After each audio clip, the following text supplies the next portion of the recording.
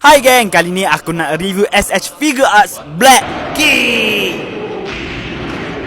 Ni desain kotak dari bahagian hadapan, bahagian kiri, bahagian kanan, bahagian atas dan bahagian bawah. Saiz kotak dia pun boleh tahan besar weh. Ni aku comparekan dengan kotak SHF Ultraman. Jauh beza weh. Tanpa membuang masa, jom kita keluarkan pisau ajaib untuk kita buka. Sebab aku belum pernah buka lagi kotak ni. Ni first time. Dah terperap selama 5 bulan. Akhirnya aku buka juga. Alang-alang kita review sekali lah kan. Memang itulah tujuannya kan. Dalam dia kotak kosong je. Tak ada instruction manual. Kedekut tai hidung masin. Betul lah bandai ni. Tak apa, kita terus buka dia. Kita tengok dia punya detail dah mantap. Agak puas hati ke tidak. Inilah rupa dia. Kita keluarkan plastik ni dan barulah kita boleh keluarkan dia. Kita alihkan dulu benda Allah ni.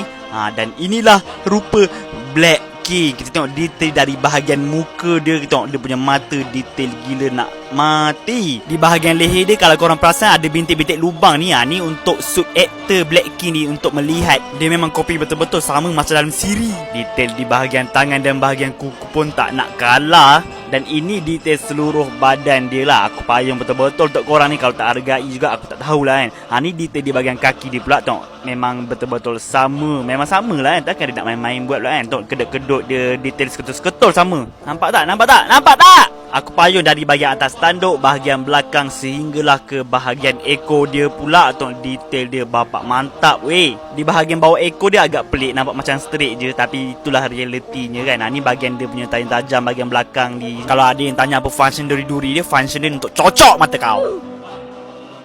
Kita sudah sampai ke part articulation pula. Kita tengok kepala dia boleh ke atas, ke bawah, ke kiri dan ke kanan. Tapi bahagian leher dia macam keras lah. Takut pula aku nak main dia. Bahagian mulut dia boleh buka, tapi kena dongakkan dulu baru boleh buka mulut dia.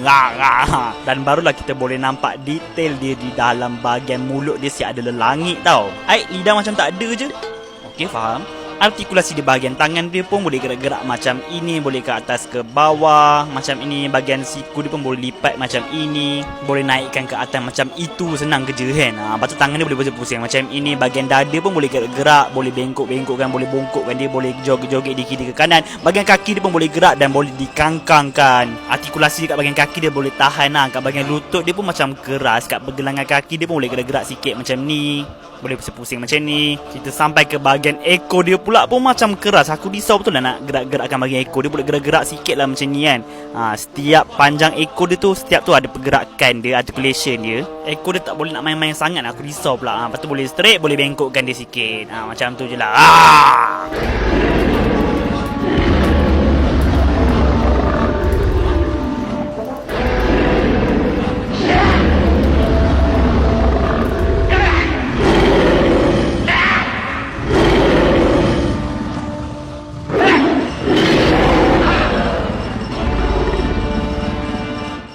Okey, itu saja review aku untuk kali ni.